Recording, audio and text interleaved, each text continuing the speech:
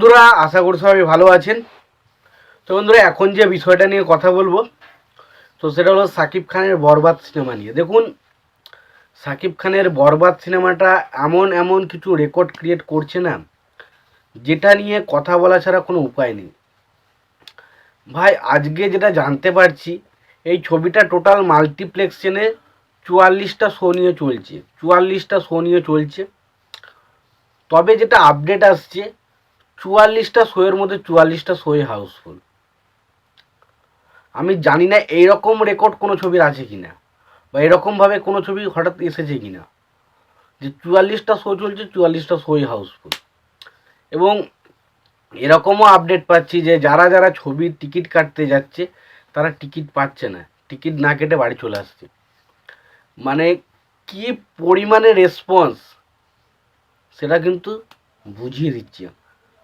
এবার দেখুন, প্রথম কথা একটা কথা বলি, একটা ছবি যদি ভালো না হতো, ছবিটা প্রথম দিন, দ্বিতীয় দিন কালেকশন করতো, তৃতীয় দিন কালেকশন অনেকটা ড্রপ আসতো এবং আস্তে আস্তে কালেকশনটা নেমে যেত।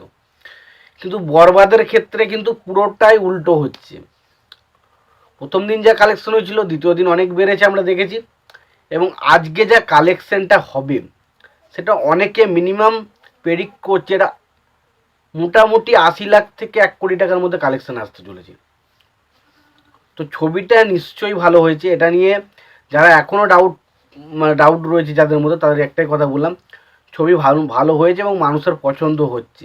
দেখুন, ছবি ভালো হোক বা খারাপ হোক সেটা বিষয় নয়, মেন হচ্ছে মানুষের পছন্দ হচ্ছে, যার কারণে আজকে অডিয়েন্স কিন্তু ভিড় করছে। শুধু সাকিব খানের ফ্যান দিয়ে এই বক্স অফিসটা দেওয়া কিন্তু অসম্ভব।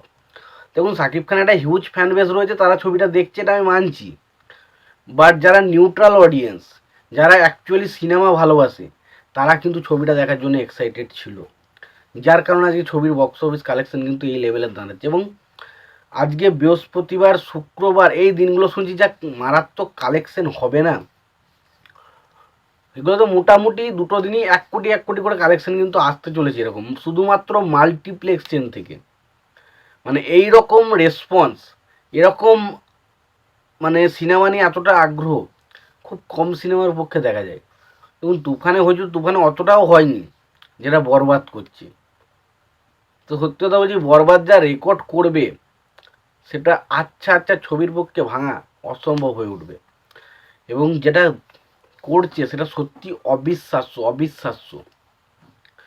মানে এইরকম একটা ছবি এবং এরকম রেসপন্স, সত্যি বলছি, দেখে সত্যি পুরো গোটা বাংলা ইন্ডাস্ট্রি একদিকে এবং সাকিব খানের ফ্যান বেস একদিকে, বুঝিয়ে দেবে সাকিব খানের সিনেমা কেন মানুষ এত নেওয়ার চেষ্টা করে, কেন সিনেমা হলের মালিকরা ধর্ণা দিয়ে বসে যে সাকিব খানের ছবিটা চালাতেই হবে।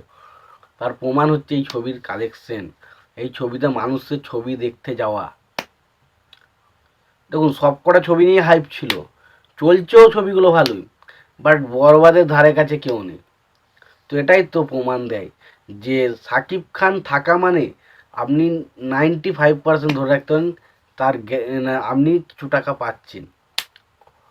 তো সত্যি কথা বলছি, সাকিব খান কেন বাংলার অন্যতম বড় সুপারস্টার, মেগাস্টার, যাই বলি না কেন, কেন বলা যায়, সেটা তার এই ছবির বক্স অফিস কালেকশনগুলো তার প্রমাণ। তো তোমাদের এই বিষয়গুলো নিয়ে মতামত রয়েছে, তোমরা অবশ্যই জানিও। ভিডিওটি ভালো লেগে থাকলে লাইক, কমেন্ট, শেয়ার করে দিও। চ্যানেলটা নতুন হয়ে থাকলে অবশ্যই তোমরা চ্যানেলটা সাবস্ক্রাইব করে নিও, পাশে বেল আইকনটা অবশ্যই প্রেস করে দিও। ভালো থেকো, সুস্থ থেকো, দেখা হচ্ছে পরে ভিডিওতে।